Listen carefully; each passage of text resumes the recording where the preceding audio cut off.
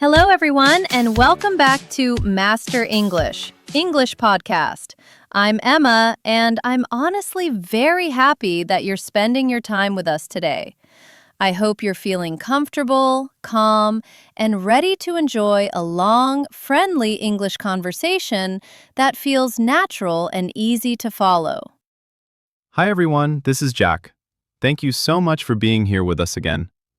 Today's episode is all about real life and modern life because we're talking about social media and how it has slowly changed the way people speak English every single day. Yes, and this episode is not about grammar rules or difficult vocabulary. It's about understanding how English sounds in real conversations, especially online, where people try to sound relaxed, friendly, and natural. So please relax, listen carefully, and imagine you're sitting with us, listening to two friends talking naturally in English. Part 1. Why social media is so important today. Jack, when we look at our daily lives today, it's very clear that social media has become a big part of how people communicate, share ideas, and stay connected with others. That's very true. For many people, social media is the first place they go in the morning and the last place they check before going to sleep, which shows how deeply it is part of modern life. And for English learners, this is especially interesting because English appears everywhere on social media, even when people are not actively trying to study. Exactly. Learners see English in comments, captions, short videos, messages, and even advertisements, so they are surrounded by real, everyday English all the time. This kind of exposure helps learners become familiar with how English is actually used by real people, not just how it appears in textbooks. Part 2. How social media changes the way English sounds. One very important thing to understand is that English on social media often sounds very different from the English we learn in traditional classes. Yes, online English is usually shorter, more relaxed, and more emotional because people are trying to express feelings quickly rather than speak perfectly. People don't stop to think about grammar rules when they write comments or send messages. They focus on being clear and friendly. And this can actually help learners because it shows that English does not always need to be perfect to be understood.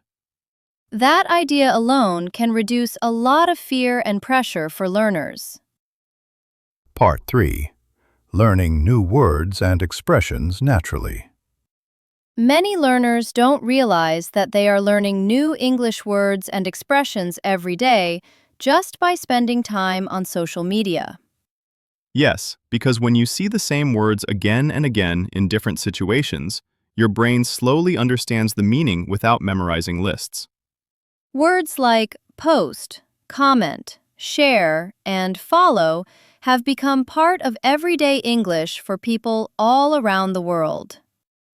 And beyond vocabulary, learners also pick up natural expressions like, "That makes sense," "I totally agree," or "I didn't know that," which are very useful in conversations. These small expressions make your English sound more natural and more human. Part 4. Extended friendly conversation about social media. Jack, when you use social media, do you feel like it changes the way you think or speak in English? Yes, I think it does. When I read comments or watch short videos, I notice how people really speak, and it reminds me to keep my English simple and natural. I feel the same way. Sometimes I learn better from one short natural sentence than from a long explanation. Exactly, because those sentences are connected to real emotions and real situations, which makes them easier to remember. That's probably why social media English feels more alive. Part 5. Social media and confidence in English. Another important benefit of social media is how it helps learners build confidence step by step, without feeling too much pressure. Yes, many learners feel more comfortable writing comments or messages in English before they feel ready to speak out loud. This is a very natural process. Writing gives learners time to think, choose words, and feel safe. And when people receive friendly replies, they start to believe that their English is good enough to communicate. That small feeling of success can be very powerful. Part 6. Problems and limits of social media English. Of course, it's also important to talk honestly about the problems that can come with learning English through social media. Yes, sometimes the English people use online is very informal, incomplete, or even incorrect, which can confuse learners. Learners may copy expressions without fully understanding when or where they should be used. That's why social media should be seen as a helpful tool, not the only source of learning. Balance is always important. Part 7. Using social media in a smart and healthy way. To get the best results, learners should try to use social media in a smart and positive way. Following English learning pages, podcasts, or creators who speak clearly can make a big difference. It's also a good idea to choose quality over quantity and focus on content that makes you feel motivated. Even 10 or 15 minutes a day of focused listening can slowly improve your understanding. Consistency matters more than speed. Part 8. Long, friendly conversation practice. At night, I like watching short English videos because they help me relax. And at the same time, I feel like I'm learning naturally. I do the same thing. It doesn't feel like studying, but over time, I notice that I understand more and more. And sometimes I repeat sentences quietly to myself, especially when I really like how they sound.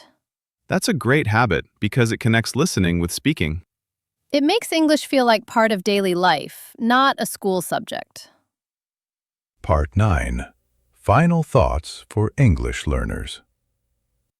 To everyone listening, remember that English is not only something you learn from books or classrooms. English is alive. It's used every day by real people to share ideas, feelings, and stories. When you see English on social media, try to listen with curiosity instead of fear. Little by little, your confidence will grow. That brings us to the end of this long and friendly episode 76 of Master English, English Podcast. We truly hope this episode helped you feel more relaxed and positive about learning English. Remember, learning English doesn't have to be stressful. It can be modern, natural, and enjoyable. Try listening to English on social media today and notice how people really communicate. We're very proud of you for learning with us. Goodbye, everyone, and see you in the next episode.